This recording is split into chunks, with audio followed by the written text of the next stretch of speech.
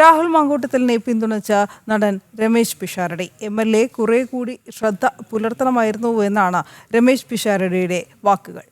പ്രതിഷേധങ്ങൾ സ്വാഭാവികമായി ഉണ്ടാകും. ആരോപണങ്ങൾ തെളിയും വരെ സ്ഥാനങ്ങളിൽ നിന്ന് നീക്കേണ്ട ആവശ്യമില്ലെന്നും രമേശ് പിഷാരടി പറഞ്ഞു. രാഹുലിന്റെ വിഷയത്തിൽ ഒരു പരാതി പോലുമില്ല. ഷാഫിക്കെതിരെയുള്ള വിമർശനം സ്വാഭാവികമാണെന്നും രമേശ് പിഷാരടി കൂട്ടിച്ചേർത്തു. അതാ പറഞ്ഞ് അതിപ്പോൾ ഇതിനു മുമ്പ് ആരോപണങ്ങളുടെ നിര തന്നെ വന്ന സമയത്തും ഒരുപാട് ആരോപണങ്ങൾ ഇങ്ങനെ വരുന്നുണ്ട്.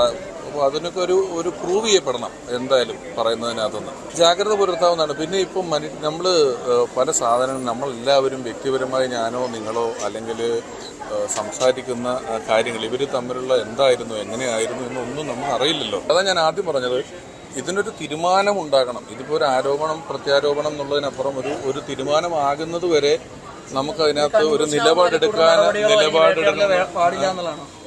വേട്ടയാടൽ പാടില്ലെന്ന് നമുക്ക് പറയാൻ പറ്റില്ല. ഇത് പൊളിറ്റിക്സ് അല്ലേ, അങ്ങോട്ടും ഇങ്ങോട്ടും ഒക്കെ വേട്ടയാടപ്പെടും.